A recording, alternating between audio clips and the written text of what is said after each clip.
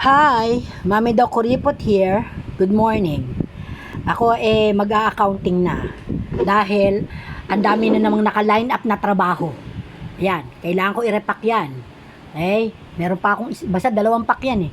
Tapos kailangan maghiwa ako ng gulay para sa pansit. Tapos yon, yung corn starch na yun, kailangan maayayos ko na yun. Basta huwag niyo na tingnan yung aking slash bodega at bahay Hindi, i-reflex ko lang. Sa ilang taon na nagtitimpla ng kape ko si Adja. Ano nyo ba yan? Uy, pasok ko pa pala to. Here go. Kahit 3-in-1, hindi ako nasasarapan. Sa totoo lang. Pag pinagtimpla naman ako nito asin talagang tinitimpla kape, hindi 3-in-1.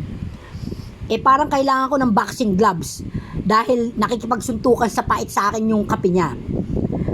Ito, 3-in-1 din to. Ewan ko kung anong ginamit niya. Teka, titingnan ko sa trash. Hindi ko nakita Wala dito sa trash ko Anyway. Pero this time, sa tinagal-tagal kong anak na to, ngayon lang ako nasarapan sa kape niya. Hindi Pwera nung 6 years old siya or something, na pinagmamalaki ko na alam niya yung taste ng bawat isa sa amin. Hindi pa uso yung 3-in-1 nun. Okay? Masarap siya magtimpla ng kape. Kung kailan nagkaroon ng 3-in-1, hindi siya naging masarap magtimpla ng kape. Pero ito, this time, 3-in-1, pero masarap. Diyan huwag ka magagalit sa akin. Just saying. Sila. Bye guys! Kiss yan!